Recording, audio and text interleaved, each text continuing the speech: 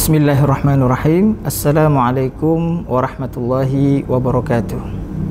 Alhamdulillah, nahmaduhu wa nasta'inuhu wa nastaghfiruh wa na'udzu billahi min syururi anfusina wa min sayyiati a'malina. May yahdihillahu fala mudhillalah wa may yudlil fala hadiyalah. Asyhadu an la ilaha illallah wahdahu la syarikalah wa asyhadu anna Muhammadan 'abduhu wa rasuluhu la nabiyya ba'da. Qala Allah Ta'ala fil Qur'anil Karim, a'udzu billahi minasyaitonir rajim. Bismillahirrahmanirrahim. Inna fi khalqis samawati wal ard wa ikhtilafil laili wan nahari laayatin liulil albab alladzina yadhkuruna Allaha qiyaman wa qu'udan wa 'ala junubihim wa yatafakkaruna fi khalqis samawati wal ard. Rabbana ma khalaqta hadza batila subhanaka faqina adzaban nar. Shadaqallahul azim wa sadaqa rasulillahil karim. Sidang jamaah subuh education yang berbahagia, Bapak Ibu pendengar yang budiman, pertama dan utama marilah sama-sama senantiasa kita selalu memanjatkan puji syukur kehadirat Allah Subhanahu wa taala yang telah memberikan kita nikmat sehat, nikmat iman, nikmat Islam, sehingga kita bisa berada dalam hidup dan kehidupan ini selalu pada jalan Allah. Dan salawat dan salam selalu kita sanjungkan ke pangkuan Nabi besar Muhammad sallallahu alaihi wasallam yang telah menuntun kita pada jalan agama Allah ini dan selalu mendoakan kita bahkan pada saat akhir kehidupan beliau. Nama kita ummati, ummati, ummati yang beliau tuturkan pada bibirnya. Sidang jamaah subuh education, Bapak Ibu pendengar yang berbahagia, pada kesempatan ini mari sejenak kita melihat sebuah ayat Al-Quran yang sifatnya itu umum, berada pada surat Ali Imran ayat 190 dan ayat 191,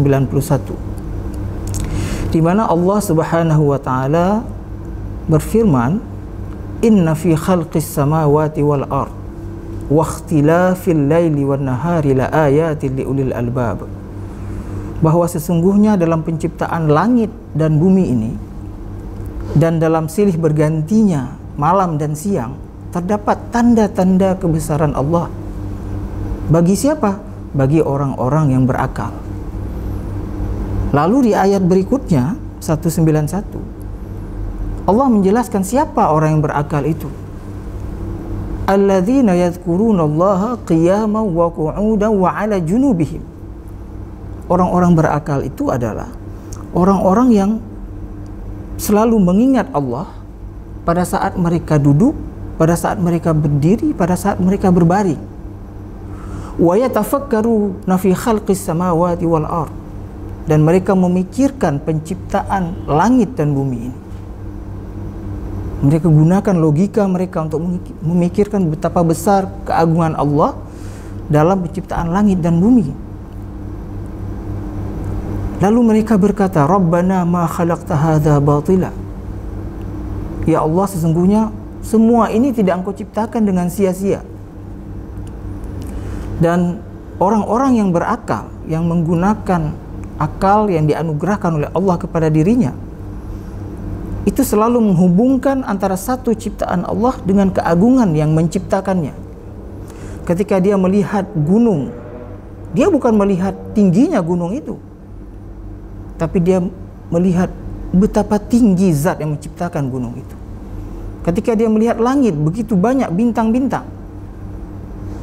Bapak Ibu yang berbahagia, kalau kita belajar astronomi misalnya, bagaimana bintang-bintang yang jumlahnya itu miliaran jumlahnya, itu tidak bertabrakan satu sama lain, berada pada orbit dan porosnya masing-masing. Ketika Allah menciptakan bumi, Allah menciptakan atmosfer yang terdiri dari berlapis-lapis sampai 800 km besar tebalnya. Salah satunya adalah lapisan ozon yang melindungi bumi kita. Itu adalah perisai-perisai yang Allah ciptakan agar manusia yang hidup di sini itu aman, terlindungi. Bayangkan kalau tidak ada atmosfer, Bapak Ibu sekalian. Itu benda-benda langit dengan mudah membentur bumi ini. Dan kita bisa hancur dalam sekejap. Dan itulah yang nanti akan terjadi ketika hari kiamat tiba.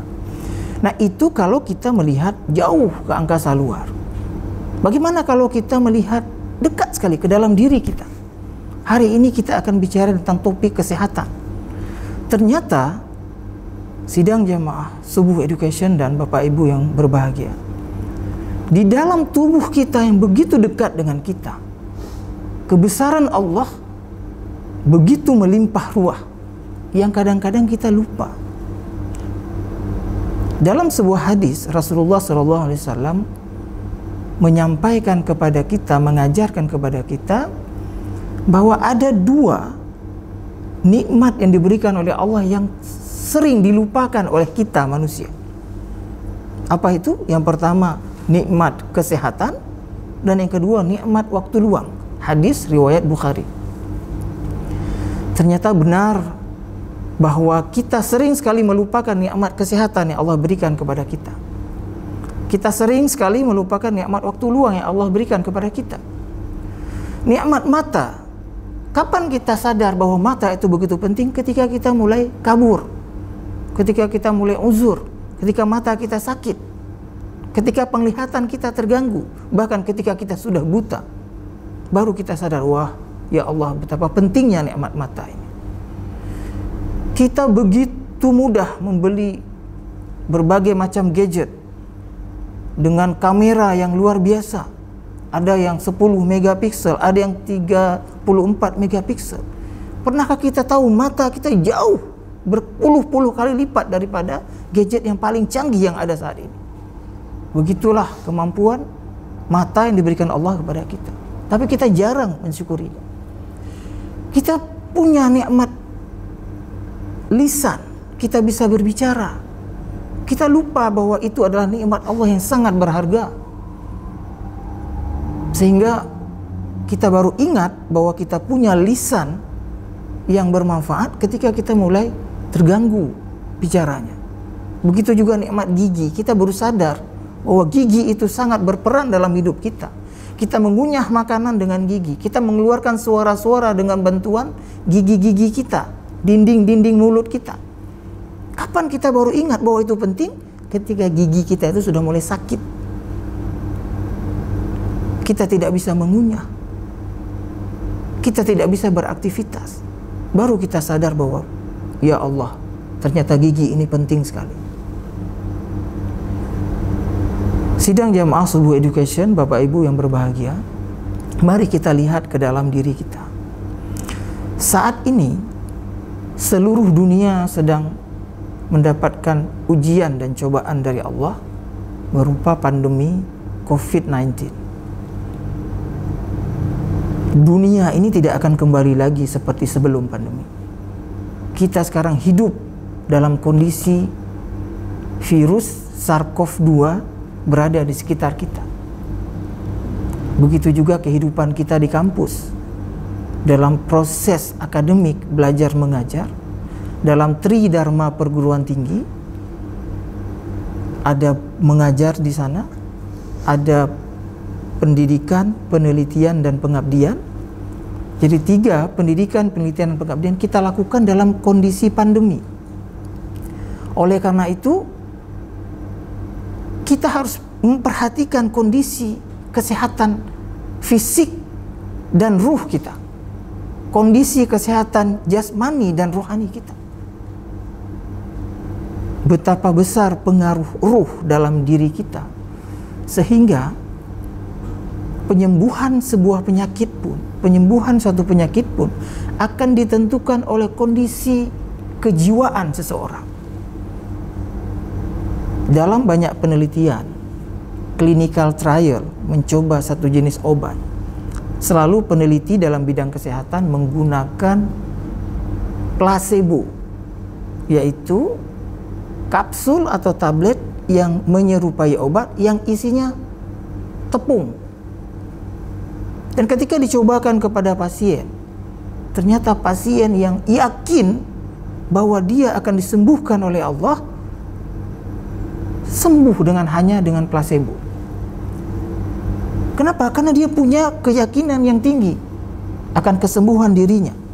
Sehingga tidak heran Bapak Ibu sekalian, kita lihat sekarang terapi-terapi tradisional yang tidak ada evidence base-nya, tidak ada bukti penyembuhannya secara ilmiah, itu bisa menyembuhkan masyarakat. Kita masih ingat ada batu ponari ya, beberapa tahun yang lalu.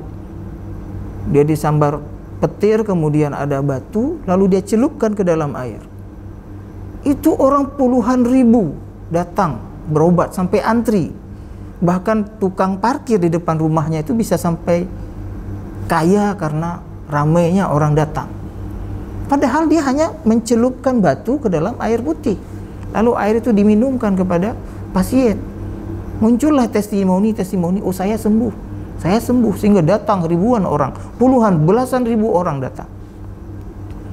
Oleh karena itu, kesehatan ruhani itu menjadi penting dalam mendukung kesehatan jasad kita.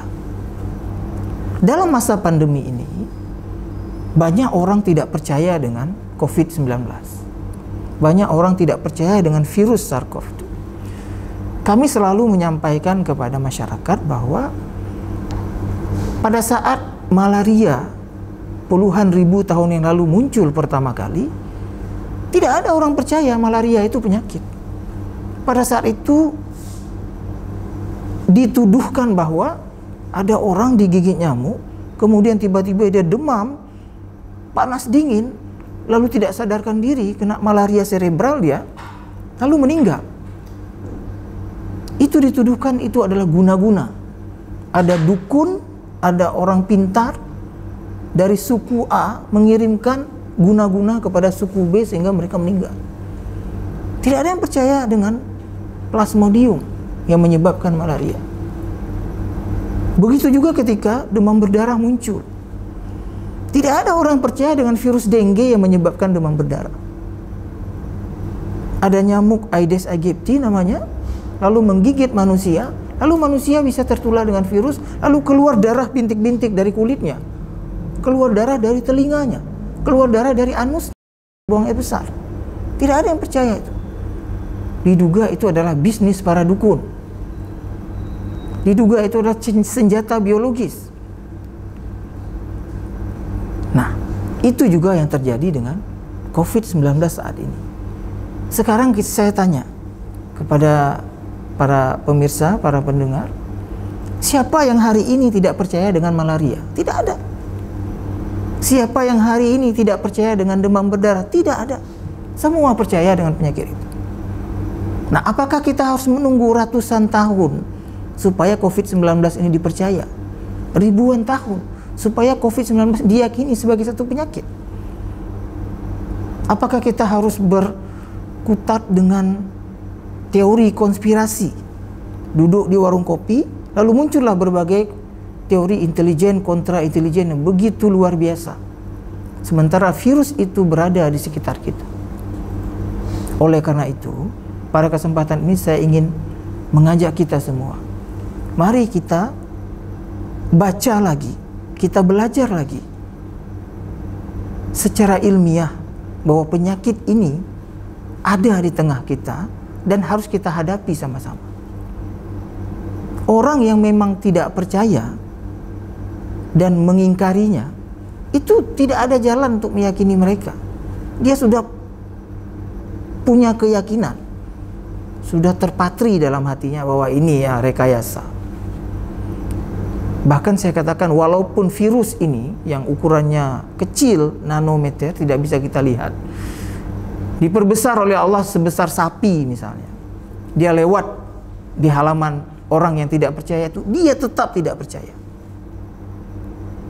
Bagaimana sulitnya para nabi untuk mengajak pengikutnya yakin akan keesaan Allah.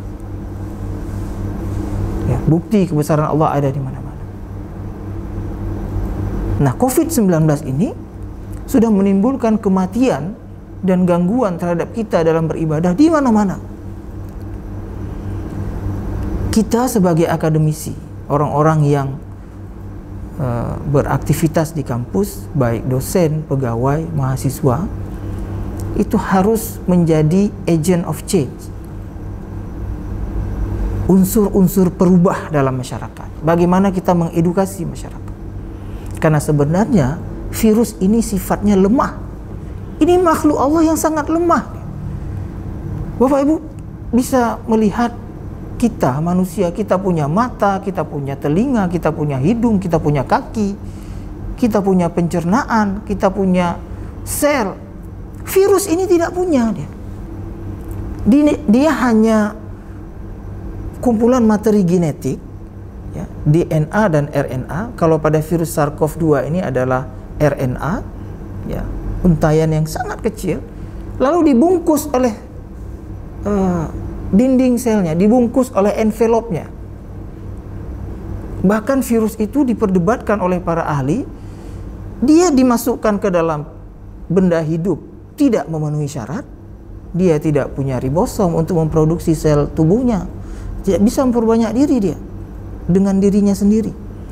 Dia tidak punya badan Golgi untuk ekskresi, dia tidak punya mitokondria untuk bernafas. Tetapi dia tidak bisa dimasukkan ke dalam golongan benda mati. Kenapa? Karena dia bisa hidup. Dia bisa memperbanyak diri dengan menghijack atau membajak sel host yang dia masuki. Misalnya, ada virus masuk ke dalam tubuh kita, katakanlah virus SARS-CoV-2, ada Bapak Ibu yang sudah pernah terinfeksi, sudah pernah dinyatakan positif, lalu sembuh. Pada saat itu dia masuk ke dalam saluran pernafasan. Lalu dia masuk ke dalam sel. Sampai di dalam sel, dia menipu sel itu. Sehingga sel tubuh kita itu merasa memproduksi sel tubuhnya sendiri. Padahal dia sedang memproduksi sel virus. Dia menggunakan ribosom. Ribosom itu adalah organel dalam tubuh sel, dalam sel untuk memproduksi protein. Sehingga diproduksilah virus itu menjadi banyak dalam tubuh kita. Kenapa saya katakan di awal tadi bahwa virus ini sifatnya lemah? Karena dia mudah sekali hancur, mudah sekali rusak, mudah sekali rapuh dia. Oleh karena itu, dalam menghadapi virus ini, kita hanya butuh istiqomah dalam menjalankan protokol kesehatan, dalam kuliah, dalam beraktivitas di kantor, dalam beraktivitas di luar. Walaupun banyak sekarang 3M, 5M, 7M, saya hanya menyampaikan 3M saja yang harus kita lakukan supaya virus ini hancur dia dan tidak bisa menularkan kepada kita, tidak bisa menyebabkan penyakit pada kita. Yang pertama, kita mencuci tangan. Jadi kalau saya menyentuh meja ini, saya tidak tahu siapa yang duduk di sini sebelumnya. Maka saya tidak boleh menyentuh mata, hidung dan mulut saya. Kenapa? Kalau ada virus di sini yang masih hidup, karena dia bertahan di atas permukaan kain, di atas permukaan kayu itu beberapa hari, ya. Maka kalau saya menyentuh mulut dan hidung, dia akan masuk ke dalam saluran pernafasan saya, dia akan masuk ke dalam tubuh saya. Maka sebelum sentuh, saya ambil hand sanitizer, lalu saya cucikan tangan saya, ya. Lalu saya usap. Maka karena virus itu envelope-nya itu terbuat dari lemak, dari lipid, maka hand sanitizer yang mengandung alkohol 70% akan menghancurkannya. Sehingga spike protein, kalau kita lihat bentuk virus corona itu ada tonjolan-tonjolan, duri-duri. Nah, duri-duri itu akan luntur dia. Jadi kalau dia sudah rusak, sudah keluar materi genetiknya, kita minum, kita makan, kita hirup, tak apa-apa lagi. Aman kita. Nah, disinilah letak kebesaran Allah.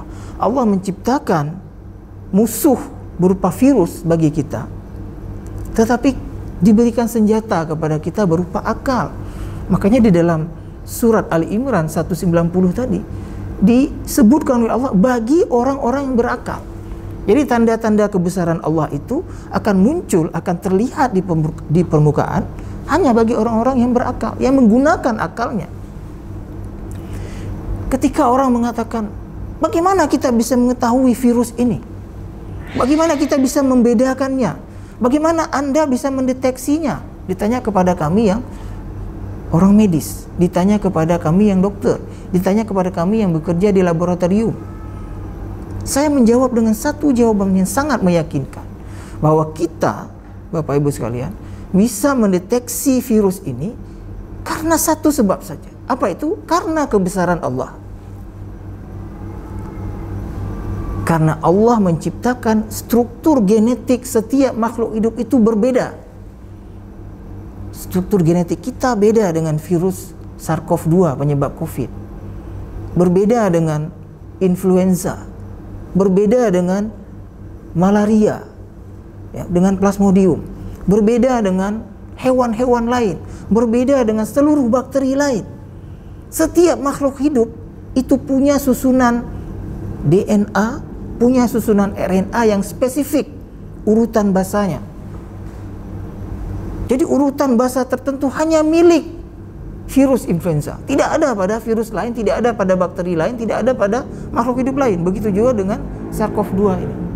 Karena Allah menciptakan struktur genetik ini berbeda, maka kami para ilmuwan bisa mendeteksinya. Kalau Allah ciptakan sama, kita tidak bisa membedakan. Bahkan dengan sel tubuh kita tidak bisa kita bedakan. Mana sel tubuh kita, mana virus, mana bakteri, tidak bisa kita bedakan. Tapi karena Allah menciptakan urutan genetik virus ini berbeda, maka kita bisa menciptakan. Jadi kenapa kita bisa tahu ada virus COVID-19 ini? Karena kebesaran Allah menciptakan struktur genetik setiap makhluk itu berbeda. Lalu diciptakanlah PCR, polymerase chain reaction, yang sekarang terkenal istilah itu sejak pandemi ini. Ada real time quantitative polymerase chain reaction yang kita punya di Universitas Syah Kuala. Saat ini Universitas Syah Kuala memiliki 3 real time PCR. Yang alat itu mahal, tapi pimpinan universitas, Bapak Rektor itu bertindak cepat ketika pandemi ini mulai masuk ke wilayah Provinsi Nanggro Aceh Darussalam ini, dengan segera melakukan pengadaan, membeli alat yang mahal itu dengan dana yang sangat terbatas, sehingga kita bisa membantu masyarakat, bisa menolong masyarakat, tidak hanya masyarakat Sivitas Akademika Universitas Syah Kuala, tapi juga masyarakat Aceh secara umum. Bahkan di Laboratorium Penyakit Infeksi Universitas Syah Kuala, kita sudah memeriksa orang dari berbagai negara. Lebih dari 14 negara selain Indonesia yang sudah memeriksakan sampelnya di kita. Ya.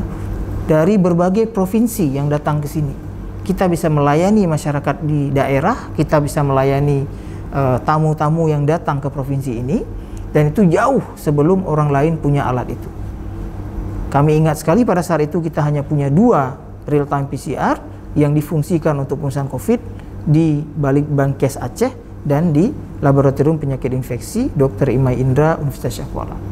Dan itu patut kita syukuri. Kembali lagi kepada protokol kesehatan yang saya sampaikan tadi. Setelah mencuci tangan, maka jangan lupa kita menggunakan masker. Saya izin buka masker ketika melakukan perekaman video ini. Tetapi sebelumnya saya selalu kemana-mana menggunakan masker. Kenapa kita perlu menggunakan masker? Bukan hanya untuk melindungi diri kita, tapi juga melindungi orang-orang lain yang ada di sekitar kita. Jadi kalau kita punya daya tahan tubuh bagus, sementara orang di sekitar kita punya daya tahan tubuh yang lemah, maka kita sudah melindungi banyak orang. Lalu diisukan di media sosial, di berbagai kesempatan bahwa ini memang rekayasa Yahudi supaya orang tidak ke masjid. Salah. Kita boleh ke masjid. Tidak ada yang melarang kita ke masjid. Yang ngomong bahwa protokol kesehatan COVID-19 supaya orang tidak ke masjid, malah orang itu mungkin tidak ke masjid ya. Kita boleh ke masjid tapi dengan menggunakan masker. Kenapa kita harus pakai masker? Karena kita ingin melindungi ulama-ulama kita, orang-orang tua kita yang juga hadir di dalam rumah ibadah, tengku-tengku kita, imum-imum kita, supaya mereka tidak tertular. Karena mereka yang umumnya adalah lansia atau berumur di atas 60 tahun itu punya kemungkinan menjadi lebih parah jika tertular oleh penyakit. Apalagi mereka dengan komorbid, misalnya hipertensi, penyakit jantung, diabetes, itu cenderung lebih mengancam jiwa daripada kita yang masih muda-muda ini. Oleh karena itu kita menggunakan masker itu dengan menyingkirkan egoisme dalam diri kita. Oh, saya nggak apa-apa. Bagaimana dengan orang lain? Nah, itu yang coba kita bimbing, kita tuntun, kita didik masyarakat kita. Dan yang ketiga, menjaga jarak. Ya, kalau kita ke tempat umum, kita coba jaga jarak 1,5 meter sampai 2 meter. Supaya kalaupun ada kita atau orang-orang yang teman-teman kita, orang-orang lain di sekitar kita terinfeksi oleh COVID-19, maka dia tidak menularkan. Karena proses penularan yang paling efektif pada COVID-19 ini adalah melalui droplet. Ya. Jadi ketika kita bicara itu ada percikan air liur yang keluar, ketika bersin, ketika kita batuk. Nah, kalau kita menggunakan masker maka itu akan terlindungi. Begitu juga warga kota Banda Aceh atau masyarakat Aceh secara umum yang gemar duduk di warung kopi, ya, ini harus diperhatikan. Boleh ke warung kopi. Ada saudara-saudara kita yang berusaha di sana, mencari nafkah di sana. Tetapi tetap perhatikan 3M ini. Mencuci tangan. Jadi ketika datang kita bawa hand sanitizer, kita cuci tangan. Kemudian ketika kita pulang kita cuci tangan juga. Ketika duduk kita atur jaraknya agak jarang. Dan kita menggunakan masker. Pada saat makan, buka masker silakan. Buka masker, tidak mungkin kita makan minum dengan masker, tetapi kita jaga jarak. Itu pola-pola menjaga. Kalau ada tempat-tempat warung kopi yang menyediakan meja-meja kursi di luar, maka itu lebih utama bagi kita. Karena di ruang terbuka, kemungkinan penularan itu menjadi sangat rendah daripada di dalam ruang tertutup. Nah, hal-hal ini harus kita perhatikan, termasuk dalam kuliah.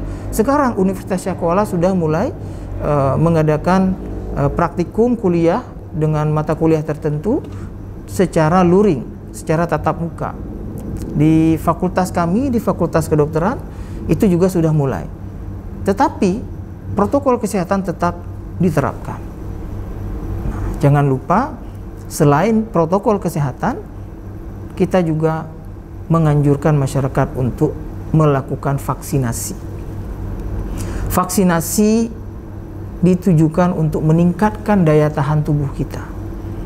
Vaksinasi ditujukan untuk meningkatkan imunitas tubuh kita, supaya imun terbentuk, sehingga kalau ada virus, kalaupun kita tertular setelahnya, maka kita akan memberikan gejala yang ringan. Jadi kalau ada orang mengatakan, saya sudah vaksin 2 kali, tapi kok masih bisa positif? Iya, bisa positif, tetapi paling tidak kita tidak jatuh menjadi kondisi yang parah. Dan kita melindungi diri dan melindungi orang-orang kita cintai di rumah kita. Sekarang cakupan vaksinasi Aceh itu masih terendah. Ya. Masih sangat banyak orang yang belum divaksin dan belum mau divaksin. Kenapa? Karena penyadaran dan edukasi masyarakat masih harus terus kita tingkatkan supaya masyarakat paham, ya. Karena ada juga orang mengatakan vaksin tidak divaksin kita mati juga. Kenapa harus divaksin? Kalau ajal sudah sampai, tidak ada yang bisa menghalangi, tidak ada yang bisa menunda 1 detik pun, tidak bisa memajukan, tidak bisa memundurkan. Kita pasti akan mati. Jadi vaksin, tidak divaksin, kita pasti mati. Terhadap penyataan begitu, apa yang harus kita jelaskan? Saya mengatakan, kalau begitu, makan, tidak makan, kita pasti mati juga kan? Coba Anda nggak usah makan. Anda makan, mati kan? Kalau ajal tiba, mati. Lalu kenapa Anda makan? Kalau makan tidak makan, kita tetap mati. Nah, itulah hal-hal semacam itu harus kita edukasi kepada masyarakat supaya mereka tidak terpengaruh oleh berita-berita hoax yang beredar. Bapak, Ibu, adik-adik, sidang jamaah subuh education yang berbahagia. Pada kesempatan ini saya juga mengajak kita untuk terus menjaga kesehatan yang Allah berikan kepada kita. Banyak sekali bukti-bukti kebesaran Allah dalam diri kita. Banyak sekali nikmat Allah pada organ-organ tubuh kita yang belum kita syukuri. Mari sama-sama dalam kondisi pandemi ini kita menjaga kesehatan kita, kita meningkatkan imunitas tubuh kita, menjaga iman, menjaga imun, dan kita terus meningkatkan ya imunitas tubuh kita dengan mendekatkan diri kepada Allah Subhanahu wa taala. Dan menjaga ibadah kita, lalu makan makanan yang bergizi dan cukup istirahat, jangan lupa berolahraga. Itulah yang harus kita lakukan agar tubuh kita tetap sehat, kita tetap produktif dalam melaksanakan proses pendidikan, kita tetap produktif dalam bekerja, kita tetap produktif dalam beribadah kepada Allah.